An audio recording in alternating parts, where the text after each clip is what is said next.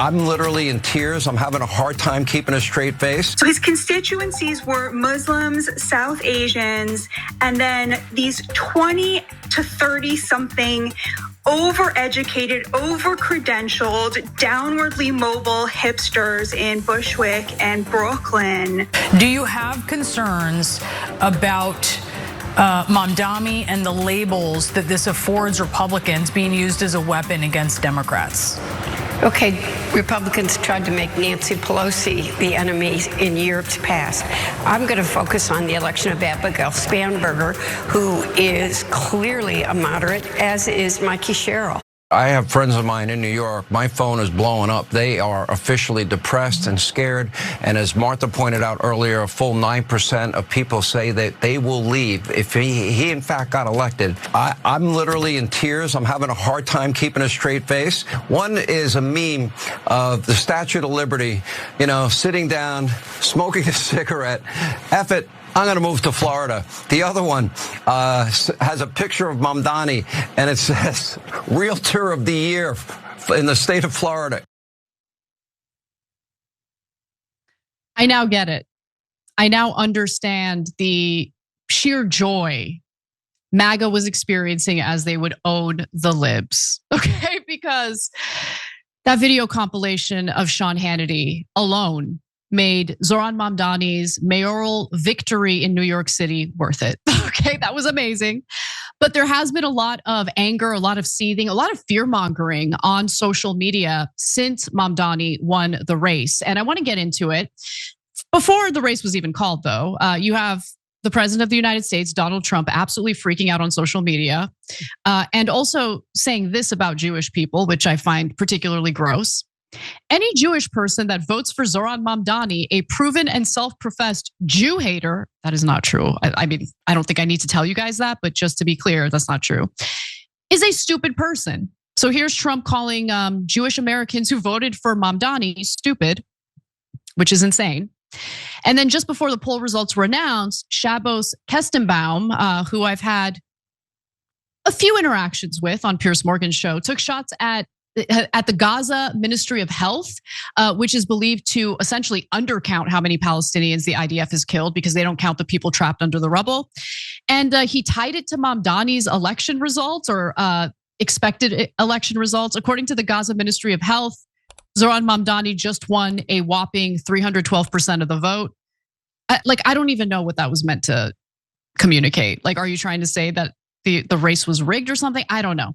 But the real freak out took place after Zohran Mamdani won. So let's go to another one of my favorites, Eylon Levy, who shouldn't really care much about what's transpiring in New York City since he lives in Israel. But nonetheless, he says, if you're a Jewish New Yorker who doesn't understand why Mamdani will be a disaster for you, ask your grandparents.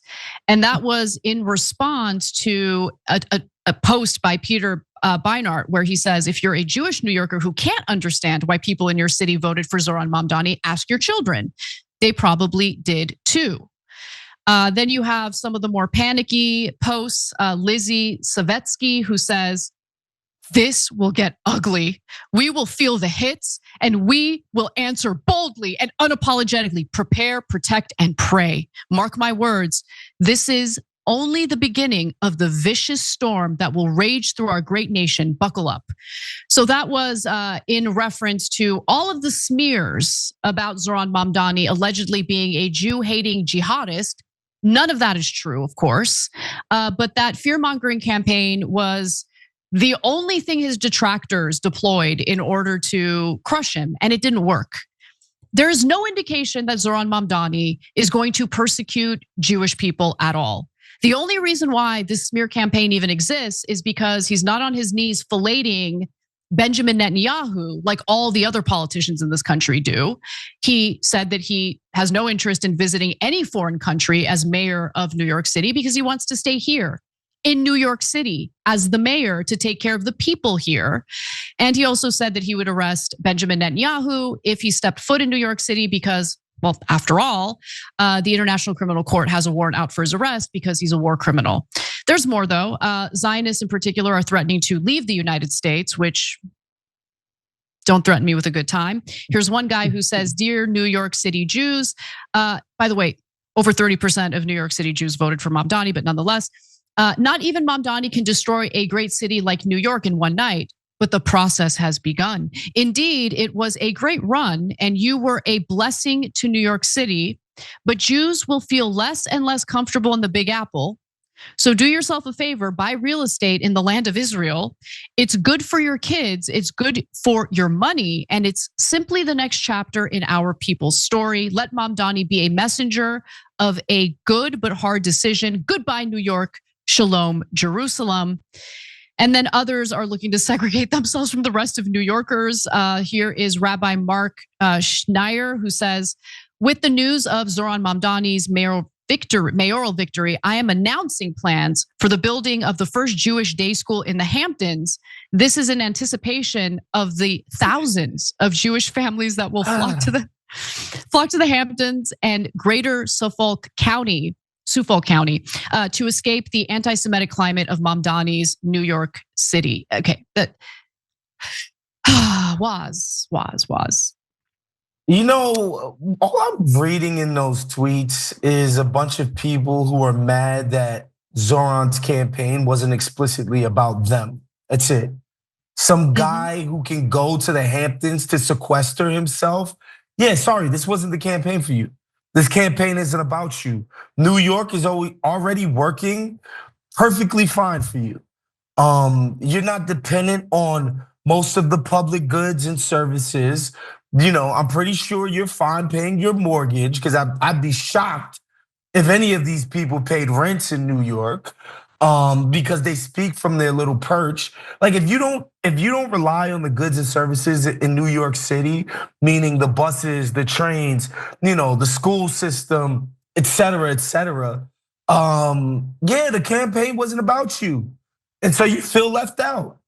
And that's all this is to me. And it's just like, yo, get over yourself. Sorry, we're not gonna have a city hall that is literally just dedicated to Wall Street and the freaking real estate lobby, who is as powerful as any interest anywhere in our country.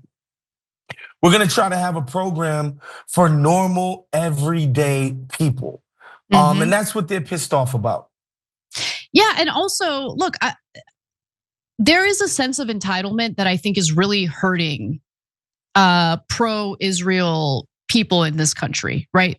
A mentality that they have that they really need to reconsider.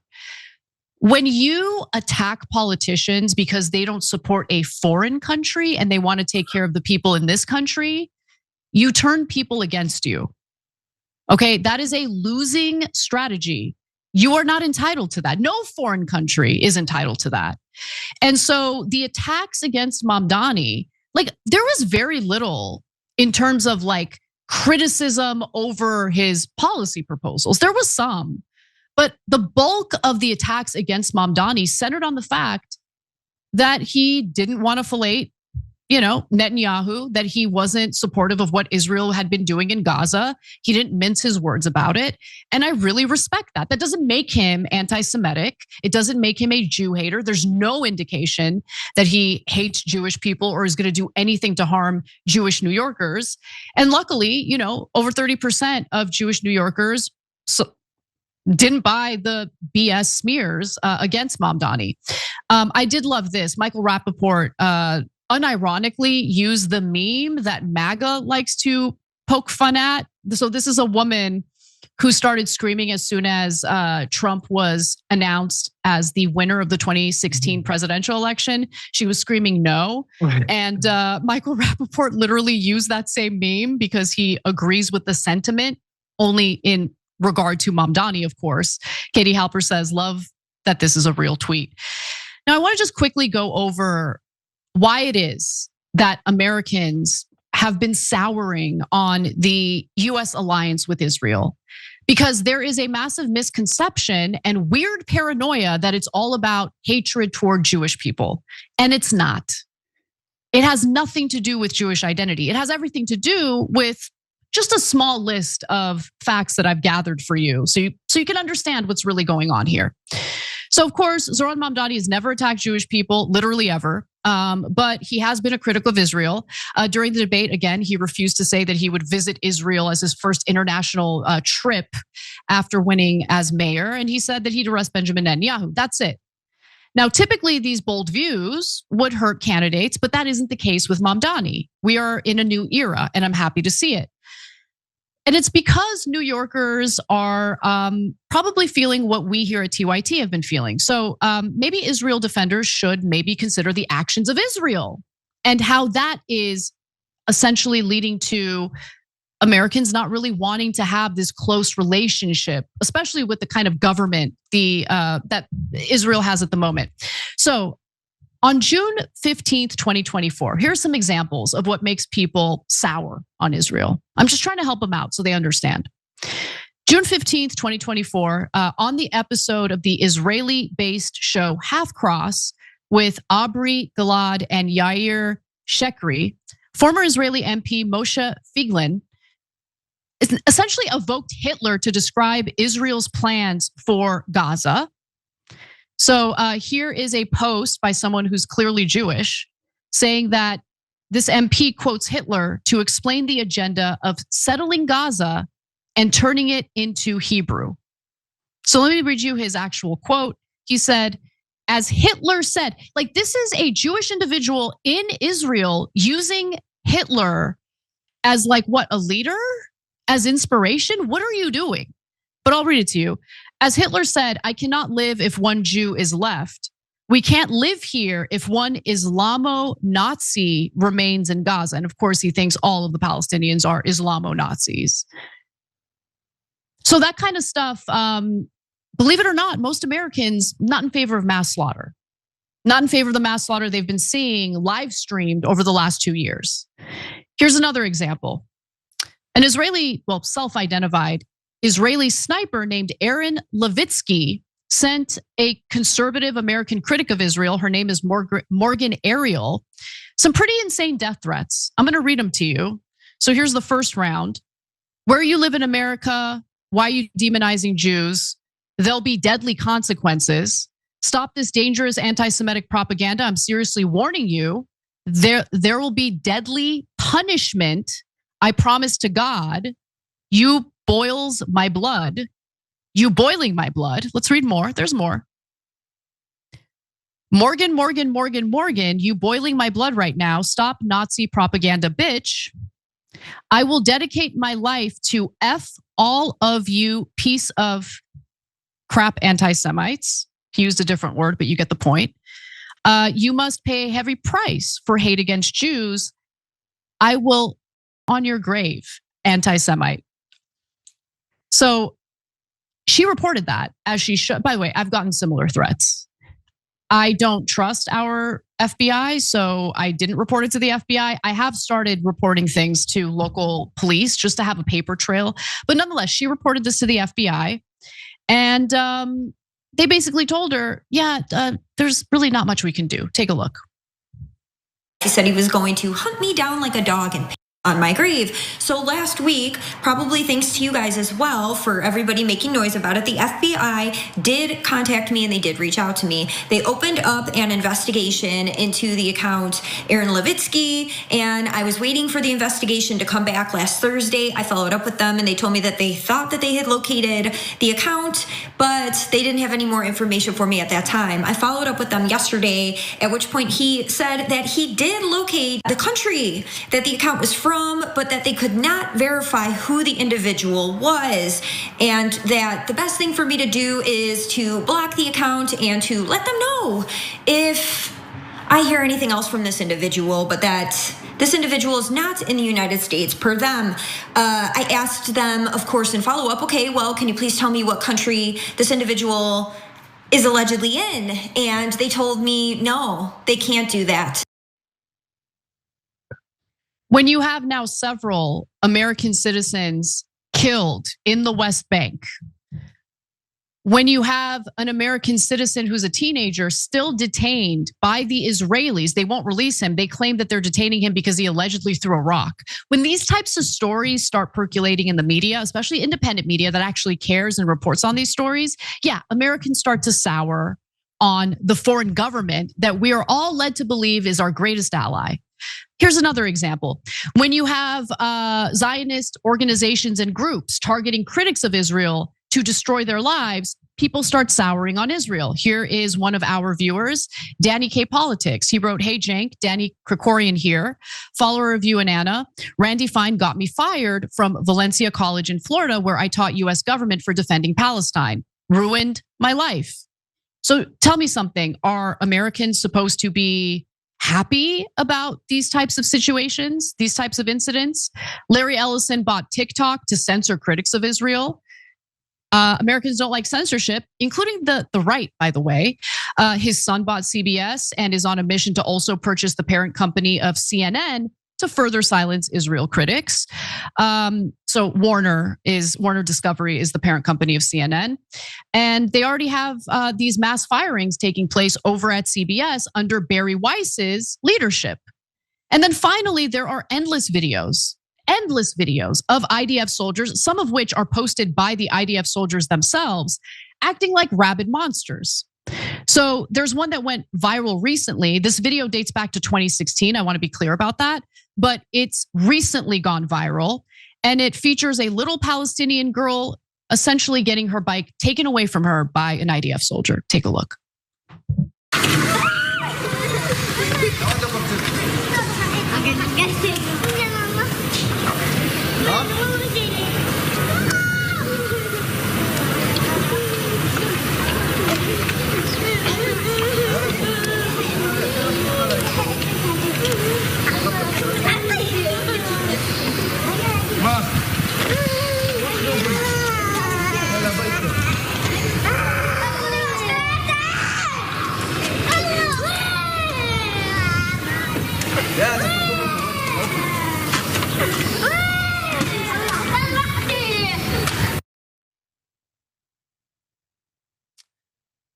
And I'm pretty sure defending the Israeli prison guards who gang raped Palestinian prisoners on camera didn't help their cause either. So this has nothing to do with hating Jews. This has nothing to do with hating people because of their identity or their religion. It has everything to do with a country that has a government and a military that behaves like monsters. People need to understand that. And efforts to smear people who have enough moral conviction to speak out against it isn't going to help your cause. I just really wanted to make that clear, Waz. And I don't know, maybe I'm being unfair, but I doubt it. Think so. I think my problem with a lot of the support for Israel, especially here, is I think they just want people to see it as just. They want people to see it as righteous. And I think most of the people who support it here, they know that it's none of those things, but they feel like it's necessary. They really got it in their mind that the Jewish people of the world could never be safe if there isn't an ethno state for Jewish people. Which, again, I just find that crazy to say from your crib in the Upper West Side or Beverly Hills or San Francisco, California. Like that just sounds absurd to me to say that like no Jewish person is safe. If a state in Israel where it's just literally 80% Jewish people doesn't exist in that manner. I don't know. I just don't understand the need to see it as just. That just strikes me as strange. And what I would say too, and we literally just saw this with the Saudi Arabian Comedy Festival. People killed those comedians. They killed them for going to Saudi Arabia because it's like, bro, like this is gross. We don't like what the Saudis stand for. They did 9/11. They're chopping up journalists in a hotel room and putting his body in a freaking cooler.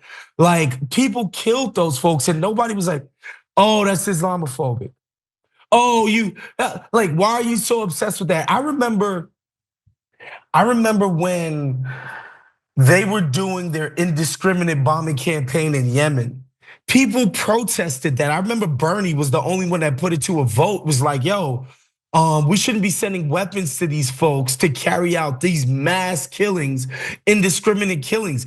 Like, it was literally the same thing, to be honest. It's just that there was nobody on TV. There were no Saudis going on TV to be like, no, actually, those children and kids and innocent civilians in Yemen, no, they actually deserve it. Or we were actually getting a couple of Houthis, whatever. We killed 100 people, but there were 2 Houthis in that rubble. Like it just didn't exist that way. I'm just kind of baffled by the pushback, but I do think it does stem from an almost universal support across the board, bipartisan, damn near 80% support for Israel and their project and everything they've ever done for years, decades, up until October 7th. And I think people just almost can't believe what's happening. Yeah, they can't believe what's happening, but you can't live stream a genocide for 2 years and expect Americans to just continue supporting Israel after that. Yeah, there's a consequence. There's a price to pay for your behavior. And that's the thing that I find particularly sick, right? That the claims of, oh, this is just anti-Semitism seeks to deflect accountability for Israel's own behavior and instead smear those who, again, have the moral conviction to speak out against the atrocities. Thank you to those so often forgotten by the politics of our city who made this movement their own. I speak of Yemeni bodega owners and Mexican abuelas, Senegalese taxi drivers and Uzbek nurses, Trinidadian line cooks and Ethiopian aunties. Yes, aunties. To every New Yorker in Kensington and Midwood and Hunts Point, know this.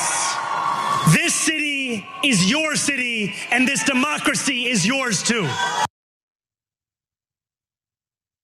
Well, 34-year-old Democratic Socialist Zohran Mamdani has decisively won the New York City mayoral race, effectively ending the Cuomo dynasty in New York City and proving that, or New York, I should say, since he was the governor of New York at one time, and proving that voters are ready for real change. This was, in my opinion, the result of Americans wanting pushback against the establishment, against the old way of doing things, against the status quo, and yes, against what we have been seeing both in the Trump administration, but more importantly, what we've been carrying out in both the Biden administration and the Trump administration in regard to US foreign policy. Now, despite all of the attacks that Zohran Mamdani basically had to deal with during the race, and very few of them actually had to do with his policy proposals and had more to do with his Muslim identity, he was able to just totally kick ass yesterday. So let's take a look at the polling results. So with over 90% reporting today, Mamdani led by 50.4% to Andrew Cuomo's 41.6%. Now, here's an important thing to keep in mind. Take a look at Curtis Sliwa, who received 7.1% of the vote, meaning Cuomo was going to lose even if Curtis Sliwa exited the race. So all the people who are directing all this abuse toward Curtis Sliwa today need to relax because they're wrong. Even if he had dropped out, Mamdani was gonna win. He had a large enough lead to beat Andrew Cuomo in this race. Now, I just wanna make a quick comment about the video that we started this segment with, because as I was watching his victory speech last night, that was the part that, for whatever reason, really made me emotional in a good way. And it's because of the fact that I'm currently in New York City right now to do CNN. And yesterday I went for a pretty lengthy walk to meet up with a friend for lunch. And I just couldn't help but really appreciate this city and the diversity here. I mean, it's what makes this city great, guys. And there are so many demographics in New York City and across this country that I think have been forgotten, They're the people who do a lot of hard work that help this country run. Your day-to-day lives are affected, impacted in a positive way by these individuals. They make the food we eat. They maintain and take care of the hotel rooms we stay in. And these are people who, again, have been neglected by our elected officials. And for whatever reason, like that part of the speech like brought me to tears, because here you have someone who won his mayoral race in the largest city in this country, taking the time to recognize Americans of all different backgrounds. At the end of the day, we are Americans, right?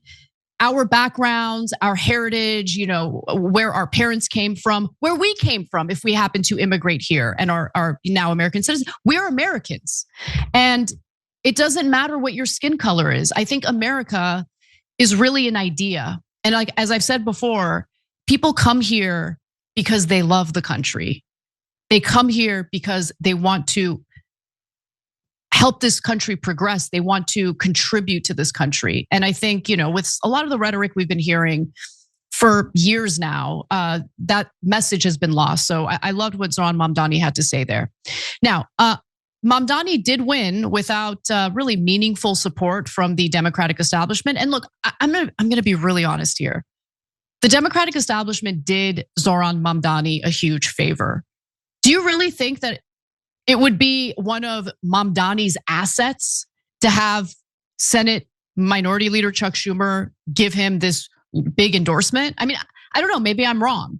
But right now, if you look at the Democratic electorate, I don't really think they're too pleased with the establishment. And I think the results of this election is further evidence of that. Now, Chuck Schumer never backed Zohran Mamdani. In fact, this is hilarious. Last night, Schumer wouldn't even say who he voted for, which is pretty hilarious. And I think we know. And Hakeem Jeffries tepidly endorsed him at the last minute, but in interviews made clear that he does not believe that Zohran Mamdani is the future of the Democratic Party. Now, he also won despite the fact that super PACs backed by billionaires and Donald Trump allies went all in on Cuomo, not because they like Cuomo, but because they see Mamdani as a threat. So they're like, oh, we might as well endorse, the monster we know, as opposed to support someone who is openly challenging crony capitalism, who is openly challenging a system that hasn't really worked out too well for a lot of New Yorkers. This city is expensive as hell. Okay, like I barely ate anything today because it's like every time I look at, the restaurant menu at this hotel, because I don't have time, I'm working. I don't have time to go out looking for food. And I know there's food everywhere, but I'd rather just stay here, get this show produced and ready to go. It is outrageously expensive just to have lunch here.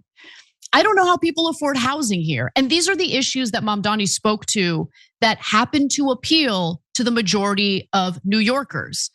And despite all the attacks against him, it just didn't work. I mean, there was so much money against him. So let me give you some of those details. An analysis by Dropsite News showed that as of October 30th, independent expenses backing Cuomo were more than 7 times the amount of money put behind Mamdani. 7 times. That's insane.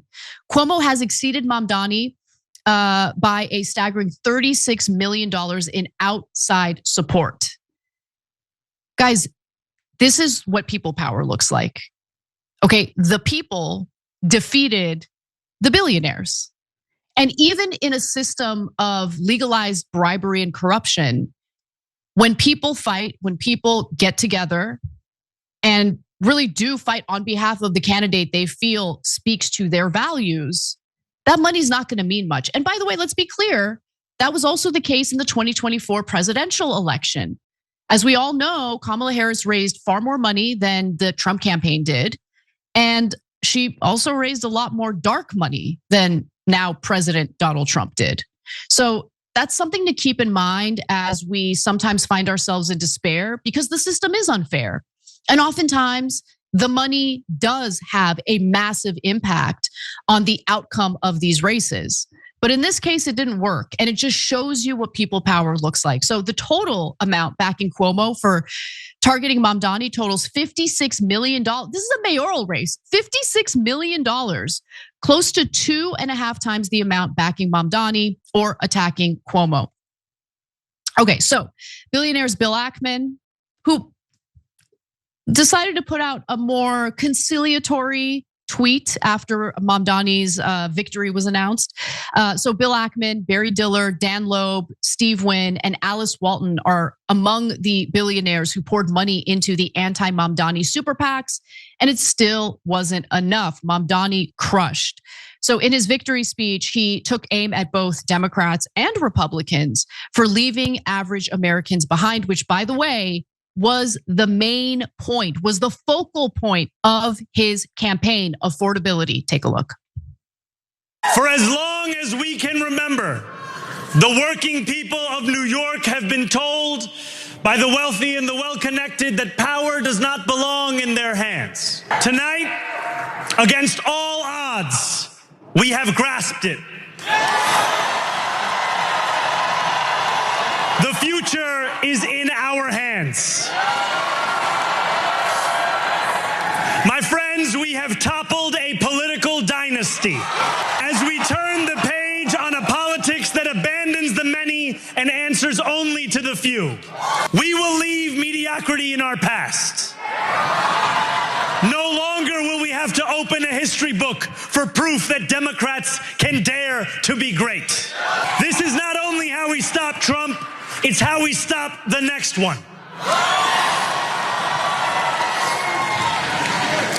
So Donald Trump, since I know you're watching, I have 4 words for you. Turn the volume up.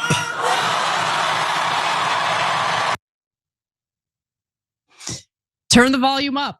And you know, when you hear from Democratic voters who say they want a fighter, this is what they're talking about. Someone who has and exudes confidence. And look, we'll see what his leadership actually looks like. You know, oftentimes there are big promises made, but we know how the system works. We know that he is not the almighty, all-powerful mayor who gets to unilaterally make decisions, and he's going to run into plenty of obstacles, plenty of, you know, local politicians who will try to stand in his way. I have no doubt about that. And also, we'll see if his policy proposals, if implemented, really do work out in terms of making housing affordable for New Yorkers, for making public transportation affordable, for making groceries affordable. You know, the jury is out.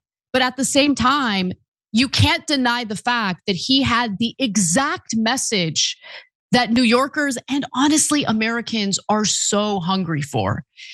Just genuinely speaking to the economic frustrations and the lack of affordability that Americans are faced with really does help in these elections. Look, Abigail Spanberger, who is now the governor-elect for the state of Virginia, also ran on a not as enthusiastic, but similar message. She did focus on affordability far more than you would expect from a centrist Democrat, former CIA analyst, right? She won. But at the same time, there is a parallel there where she didn't neglect or forget that important messaging on economics and what Americans are facing in terms of affordability. And by the way, that's what Trump ran on. Now, obviously, we are far into his second term, and things are not affordable, that's for sure. And the latest reports indicate that our inflation is ticking up again, 3%. So that's not a good sign. So promises made, in some cases, promises not kept. And so I'm telling you that because if Zohran Mamdani fails to actually fulfill these promises on affordability, there will be a price to pay for that. And that's something to keep in mind. And I don't think he's lying when he says that this is something he cares about. I do think he's going to fight for New Yorkers. There's no question about that. But whether or not those promises are fulfilled is really going to determine what the future of the Democratic Party looks like, to be quite frank. And so I'm rooting for him. I really am. I'm really hoping that New Yorkers live in a city that isn't absolutely crushing them because of how unaffordable it is. So let's also break down a little bit of, who voted for Zohran Mamdani, because there's a lot of crap out there, a lot of lies about who ended up voting for him.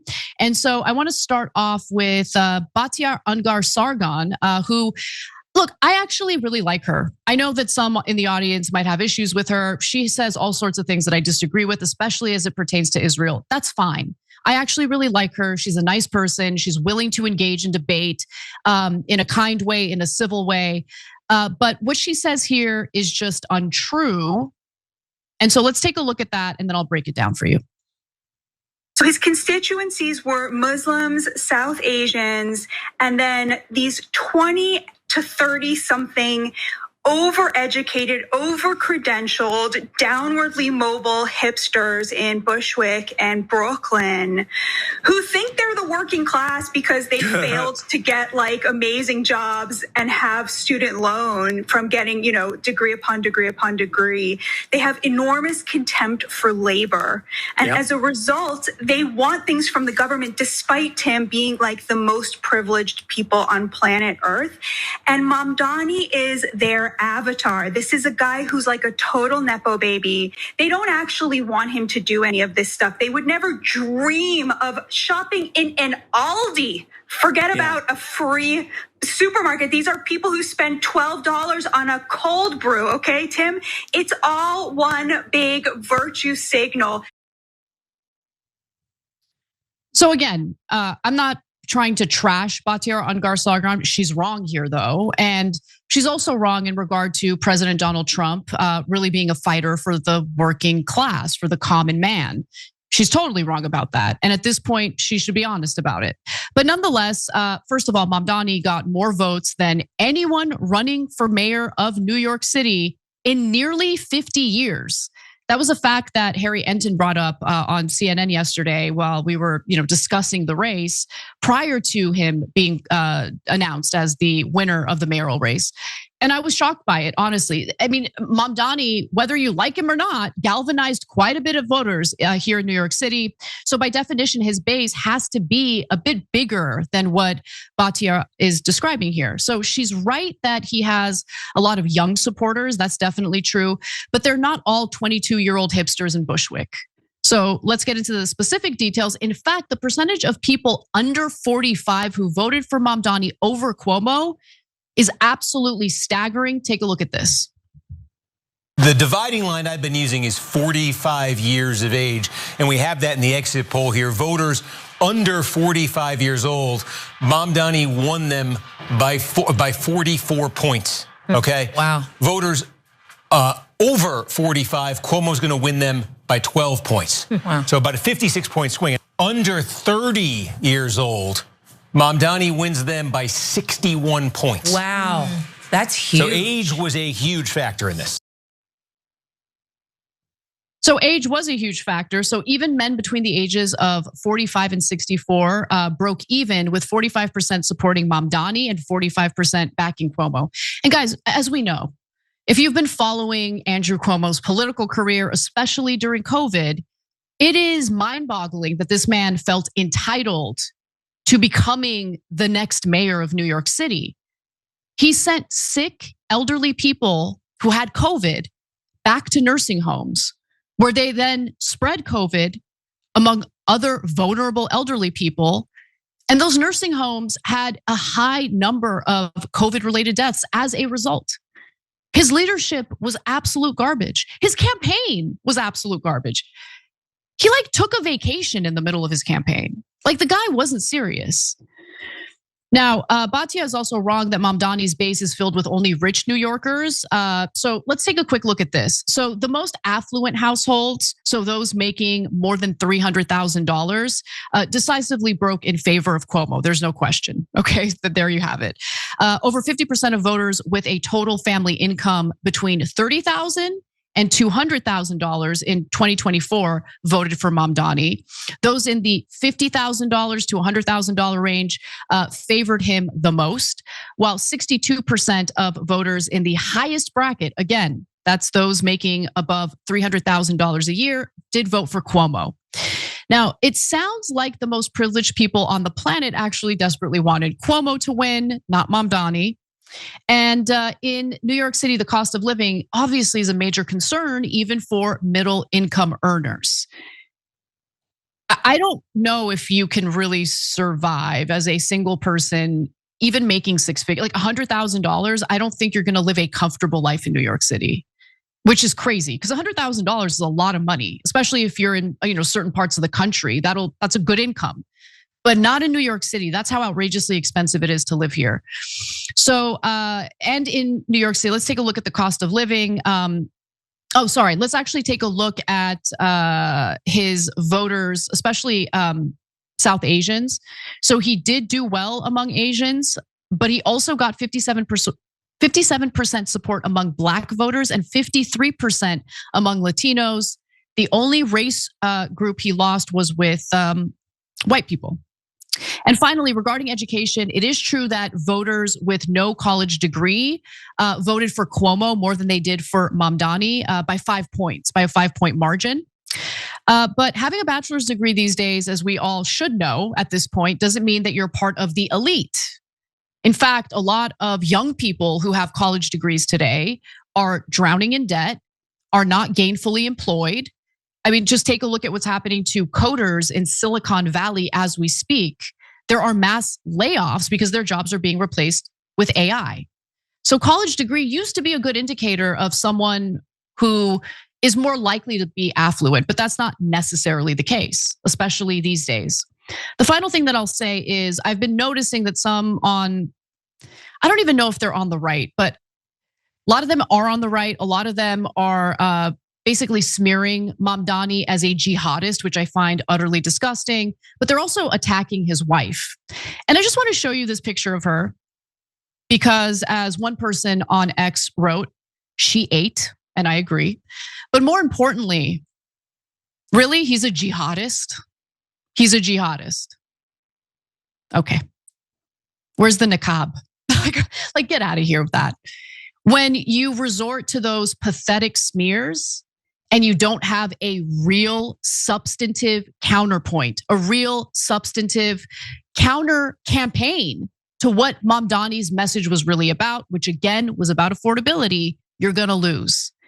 If you're gonna fearmonger about what Mamdani is gonna do to a foreign country, if you're going to whine about how Mamdani had declared that he would in fact arrest Benjamin Netanyahu, a war criminal, if he ever stepped foot in New York City, you're helping him with his campaign because a war criminal absolutely should be arrested, especially when there's a warrant out for his arrest by the International Criminal Court because of the atrocities and the genocide he carried out in Gaza. So we'll see how Mamdani performs as the next New York City mayor. But this should be a lesson to anyone who actually cares about speaking to and winning over the American people. A lot of people are struggling today. And I didn't see anything from Cuomo's campaign acknowledging that struggle, wanting to alleviate that struggle, and providing actual solutions for that struggle. Cuomo ran a dog crap campaign. End of story. What is the risk for the midterms next year if the party leadership does not embrace this flank of the party? Well, the party leadership did not support Mamdani in New York, and he won. Party leadership is not supporting Platner in Maine, and I think he's going to win. So I think it is, I think there is a growing understanding that leadership and defending the status quo and the inequalities that exist in America is not where the American people are. So that, as you all probably know, Senator Bernie Sanders of Vermont, and he sort of took over a press conference that was going to be a press conference for Senator Minority Leader Chuck Schumer in DC. And before Schumer took the stage, Senator Sanders came in, took the Democratic leadership, as you just heard, to task for not lending their support to now Mayor-elect Zohran Mamdani, and didn't do it when he was running, and we're going to hear what Schumer had to say in response. But first, Cenk, what have you got on this? It made me think of what if Bernie was the Senate Minority Leader, let alone if he were other positions. But that's the type of message we need to hear, I believe. So we're going to get into here what does Schumer eventually say, and But most importantly and interestingly, what are other Democrats saying today about Mamdani and about the direction of the Democratic Party and the things they say and in the things they don't say? So you'll see. I sense this is going to be one of the episodes where you and I don't agree on every single thing we talk about. Oh, no. We won't agree on this. We won't agree later on Pelosi. It'll be fun. We'll agree in essence on this, but we won't agree fully on it. Well, anyway, stay tuned and you'll see. During Senator Sanders' pop-in at the Schumer press conference, Sanders also admitted that there is a clear divide within the Democratic Party, which of course we all knew, that was brought to the forefront again thanks to the election in New York. Here's Senator Sanders. This guy started his campaign at 1% in the polls. I called it one of the great political upsets in the modern history of America, and I think that's really quite true. So who did he take on? He took on oligarchs who put millions and millions of dollars to try to defeat him. He took on the Republican establishment, and of course he took on the Democratic establishment. But is the Democratic leader part of the old? Why do you want to create that? Look, obviously you have a Democratic establishment. I ran for president against the Democratic establishment. That's what Mamdani did. It's no great secret. That's what Alexandria did. No great secret. Of course there's an establishment. And of course there's a division within the Democratic Party. There's no secret to anybody here. What are we seeing in Maine? What did you see in New York City? What are you going to see all over this country? You're going to see progressives running, protecting the needs of the working class, taking on big money interests, fighting for an agenda that works for all, not just the few. And he referenced Alexandria. That's, of course, Representative Alexandria Ocasio-Cortez, who had some harsh words for the party on the night Mamdani won the race herself. And here is the representative.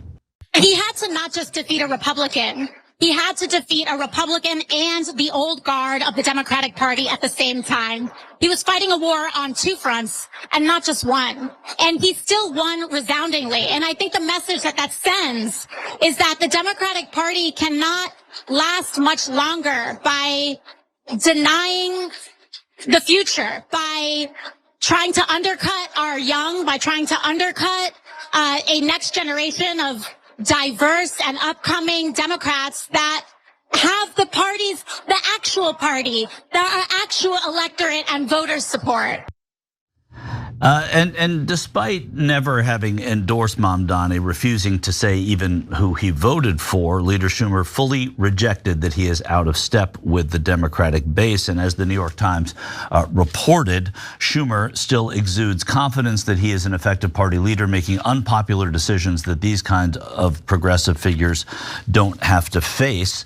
He often points to the fact that he never faces any challenge to his leadership from the Senate Democratic caucus as a sign of his strength, even if this year he has seen his poll numbers in New York dip lower than they have in the past 2 decades, and that's very low. Right now, his popularity rating is underwater by 20 points, according to Real Clear polling. He was asked to respond to Congresswoman Ocasio-Cortez's statement during his press conference yesterday. Here's what the minority leader had to say. I'm moving forward. This morning, I talked with Mayor-elect Mamdani. We had a very, very good conversation. We said that we cared about New York City and that we look forward to working together to help the city and improve the city. I congratulated him on running a very, very good campaign. And the issue that he is stressed is being stressed by Democrats across the country, from one end of America to the other, the high costs that the Trump administration is imposing on us and their failure to do anything about it.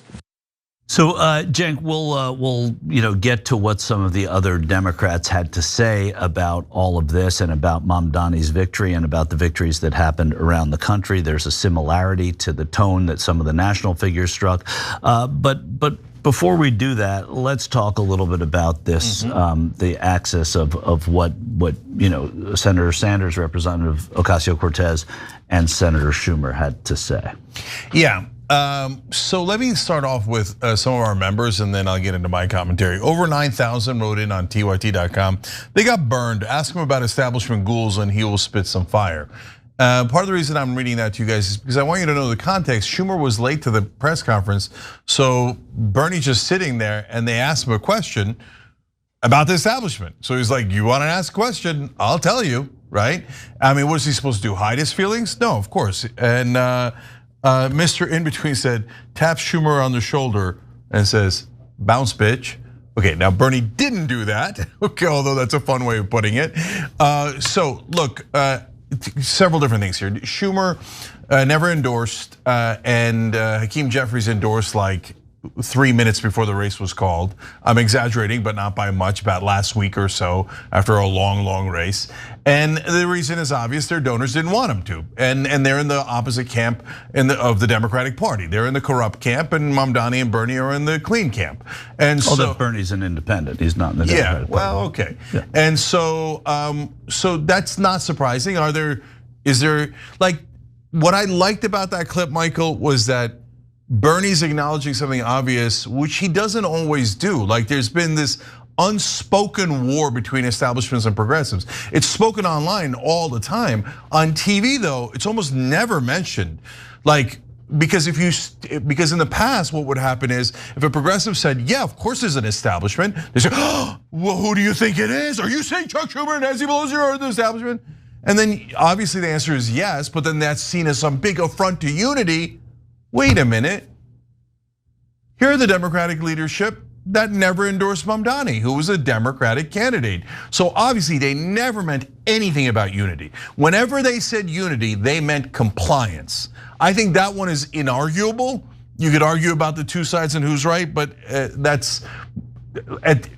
this point, we have empirical evidence, and we've had a lot of empirical evidence. When progressives are in trouble or challenged, the establishment never helps them, never.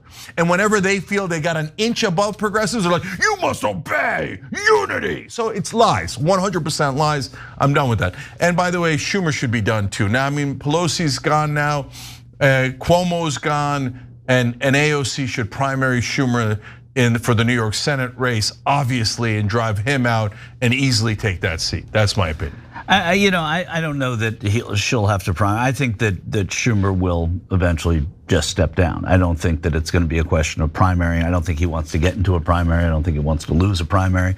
I think that he's going to see how this shutdown thing pans out, and then I imagine he'll have a press conference where you learn a little bit about what his plans are. So it's the AOC situation is interesting, Michael, because she must be thinking about running for president. Because if I'm her and I want it, and I'm not going to run for president, I want that Senate seat. It's a bigger role, obviously. And all you have to do is say, I'm coming, and Schumer will retire. I agree with you. But in New York, a downstate challenge from progressive may not play as well. And it's interesting because also Kathy Hochul is now in the conversation, the governor of New York. I think AOC would obliterate her. I do too, except she's an upstate New Yorker, and she's also an upstate New Yorker who came out, as she should have, for Mamdani immediately and campaigned with him. And that's not what you would have expected from Governor Hochul. She wasn't on his side in the primary, but she didn't have to be. She didn't have to be. In a primary, you don't have to be on anybody's side. I mean, and it was a funny primary for her because she replaced Andrew Cuomo essentially when Andrew Cuomo went away. So it was a funny place for the governor to be. Interesting politics, actually. I think it was really good political theater. These leaders should have endorsed the Democrat who won there. I understand why they didn't, and that doesn't mean I sympathize with why they didn't. I get why they didn't. I don't think it's as much about money as you probably do. I don't think it's about the donors. Maybe in Schumer's case, a little more than Jeffrey's case, it is. But I think that it's about a national strategy that the Democratic Party has, for better or worse, whether it works or it doesn't work, of saying we are not going to get ourselves caught up in what we view as being fringe types of issues. You hear Republicans ecstatic that Mamdani won because they can tie the national party to Mamdani. So what these national figures are doing are saying, yeah, we're okay with Mamdani winning. We don't want to get involved with it because we want to be able to A, raise money on it, and B, be able to run the types of national campaigns that we want to. Whether you agree with that or not, I get it, Michael. That's the strategy, and I get it. So that's it. So look, normally I'd say it's almost always 98% about the money if it's not 100. But in this case, I understand what you're saying. It's probably 80-20, right? So they don't want to get labeled with a socialist label, stuck with it, right? But number one, it just won. I get it, it's New York City. I get it more than anybody, right?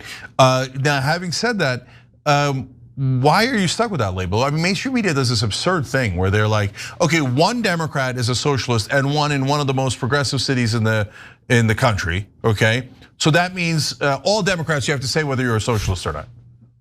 Why? And do you do that for Republicans? When Herschel Walker was running and he was mentally unstable, like, okay, Herschel Walker's mentally unstable. Are all Republicans mentally unstable? Are you for mental instability? He's talking about murdering people. Are you all for murdering? Well, Randy Fein's talking about murdering 2 million people in Gaza.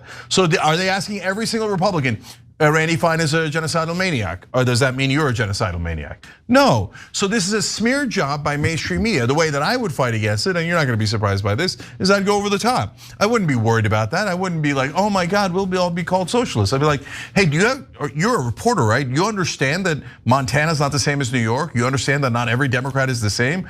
Like, do I have to explain that to you? Really? Really? But ask any question you like, because I'm here all day. Yeah, right? and it is about the media. It's about the questions they ask and how they tell the story. And Tallarico, who's running in Texas, said that when he first came on the air as a candidate for the Senate seat, he was going on the air and everyone was saying, you're all asking me about LGBTQ and trans people in sports. No one has asked me about the cost of living. No one has asked me about immigration. No one has asked me about civil rights. No one has asked me about housing. They're all talking about that. So in fairness and in agreement with what you're saying, the media is carving this out because those are the questions they're asking and those are the connections they're drawing. So they will ask Hakeem Jeffries, would he endorse? Hey, what does it mean if the minority leader of the House of Representatives is endorsing someone who is a democratic socialist? So somebody like Jeffries will say, I don't even want to bother with that, right? I don't even want to bother with that being associated that way. You could say that it's clownish, you could say that it's cowardly, it probably is both to a degree, but it also comes with a bit of strategy, which they will live or die by, you know? Yeah, that kind of defensive posture drives me crazy. Of course. You're like, just go out and say who you are, and there's nothing wrong with it. Here, look, I'll do it. I'm a capitalist, I'm not a socialist. I like Mamdani because he was for change and he was against the status quo.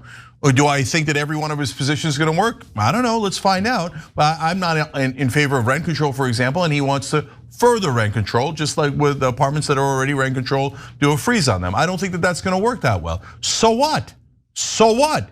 The brother won the Democratic primary, he's for change, so I'm in favor of him, right? That doesn't mean I am him. This is complicated. Is this complicated? Like sometimes I feel like with mainstream media, you have to talk slowly. And why are they trying to look at the point that Michael's making about the candidate where you said in Montana that was running or Texas? In Texas. Yeah, and so they're constantly asking him culture war questions. Okay, why? Because mainstream media doesn't want to focus on what Mamdani was desperately trying to focus on, affordability. Because corporate media and corporate politicians love that it's not affordable. They love it. Because that's the corporations that are getting rich off of crushing us and making things unaffordable. And it's complicated, guys. It's not, there's no conspiracy, there's no, the cable news anchors don't get together with the Chamber of Commerce. I've talked a lot about this, it's groupthink, and where does that groupthink come from? It's the invisible hand of the market. I wrote about it in Justice Coming, my book. But bottom line here is you're seeing it in action as you're seeing them constantly focus on culture war issues and things that divide us, and never really asking about the issues that the New York voters just told you are the most important. Right, and all that matters is what the New York voters had to say, right? And he won resoundingly against a familiar name in Andrew Cuomo. I don't think Curtis Sliwa had anything to do with what happened the other night. And now he's the mayor of New York. And listen, there have been, and Cenk and I off air talked about this the other night, there have been other mayors of New York who have challenged the establishment and been wildly unsuccessful mayors. I happen to think Mamdani is too smart to be dumb when he is mayor. David Dinkins challenged the establishment. He's a black borough president, Manhattan borough president in New York. Yes, he came up through a political machine in New York, but there were not a lot of citywide black figures who did well in that way. And of course, he was the first black mayor. And then Bill de Blasio, who came kind of out of nowhere as a progressive, a very progressive candidate who came in with an arrogance that he could do whatever he wanted and was, while charismatic, unsuccessful. So I think that there is most definitely precedent for challenging the establishment in New York. But when leadership in Washington comes from New York, it's different. You have a New York senator who runs the minority in the Senate, and you have a New York representative from Queens, and Hakeem Jeffries, who runs the minority party in the House. They should have stood up. Now, unfortunately, Mamdani needs them more than he needs, more than they need him, because if Trump is going to make it difficult on him, he's going to have to find a way to get money and support from Congress, and that's the way it's going to shake out, at least for the next year, while that leadership team is in there. So on election night, though, there were other Democrats, many national Democrats, who congratulated the two candidates who won that night in other places, and some of the others on their victories, but didn't point to Mamdani. So consistent with what we've been talking about, Pete Buttigieg, former transportation secretary and mayor, he said New Jersey and Virginia have chosen well by electing Mikey Sherrill and Spanberger for Virginia. That's Abigail Spanberger as their next governors. They're proven leaders who won by focusing on what matters most, how politics and policy can make everyday life better and more affordable. Cory Booker put out a tweet, the senator from New Jersey, saying yesterday, "We showed that the power of the people is greater than the president in power," with the images of 4 headlines attached, none mentioning New York or Mamdani. You'll see Philadelphia with New Jersey. Philadelphia had in Pennsylvania Supreme Court justices that all won. New Jersey, they're a bedroom community for some New Jersey voters. They have Mikey Sherrill there, California, and Prop 50, the Dem redistricting, and Abigail Spanberger. There seemed to have been room. I think you could have lost the Across Philly and New Jersey headline there and put room for Mamdani winning. Cory Booker, though, did not do that in his tweet. Debbie Dingell, a member of Congress from Michigan, was asked about Mamdani on CNN. She immediately went right to Spanberger and Mikey Sherrill. Here is Debbie Dingell, their former colleague. Do you have concerns about Mamdani and the labels that this affords Republicans being used as a weapon against Democrats? Okay, Republicans tried to make Nancy Pelosi the enemy in years past. I'm going to focus on the election of Abigail Spanberger, who is clearly a moderate, as is Mikey Sherrill. Both women that had strong military and national intelligence background. So, look, that was the example of what we were talking about, right? I mean, you had the CNN anchor asking the representative from Michigan, what about the socialist who just won, right? That's how they're framing this, and that's how, it's an interesting thing to talk about after a primary. He's the Democrat who won the mayor's race in New York. It's an interesting thing to talk about when that person is a candidate. Can a socialist win? You're a socialist. Can you win in New York City? Well, he proved that he can win in New York City. So it's an irresponsible question to still be asking. I get why they're asking, but if that's the lead question, that's terribly irresponsible. And Dingell, of course, talking about her former colleagues, and the Democrats, as we talked about earlier in the segment, Cenk, talking about moderation. It seems to be a national plan. You're not going to agree with it. I'm not sure that I agree with it across the board, but I get the strategy. I get why they're trying it. Yeah. So look, everyone's a little bit different place within the Democratic Party. I just keep saying, so what? So, and in terms of these Democrats that Michael just quoted, Art Garfunkel wrote about this a long time ago, called The Sound of Silence. So when it comes to Mamdani, no, don't say anything, don't say. There was a hilarious thing about Cory Booker, he's not backing Mamdani. They ask him about it and he says, oh, well, New York is so far. I don't like to get involved in New York politics. Philly's a little further, and DC's definitely further. But yet you seem to be involved in their politics, right? So, all right, one last time. This is super simple. Chuck Schumer and I are in the same party. I'm a Democrat, he's a Democrat, okay? Does that mean I agree with everything Chuck Schumer says? That's comical, right? I barely agree with anything he says. So what? So what? Not a complicated question here. And for the Democrats, look, that's why I say it's 80% about money. Because it isn't just like, hey, AOC won. When AOC won, a lot of them immediately flipped and were like, oh, okay, well, what am I gonna do, right? But they're not flipping here. They're not mentioning him. They're purposely avoiding him because, yeah, of course, their donors would be super pissed. The donor class despises Mamdani. So that's why they're all nervous as hell. Like, don't say Mamdani. I got it. Come on, Cory Booker's the most obvious. Because, okay, Debbie Dingell, her politics is confusing. I don't even know what to call her, right? And Buttigieg's corporate establishment 101, I get it. But Cory Booker's would sometimes pretend to be a progressive. So what would be the issue with Mamdani? Come on, get real. Yeah, well, you can paint it pretty easily with money, and the fact that most of Cory Booker's or many of Cory Booker's constituents work in New York City every single day and make a lot of money doing it. And so there's obviously that connection, and he's a national candidate, and he's going to be extra careful, annoyingly so, as a U.S. senator in this case at least. Every time you ring the bell below, an angel gets his wings. Totally not true, but it does keep you updated on our live shows.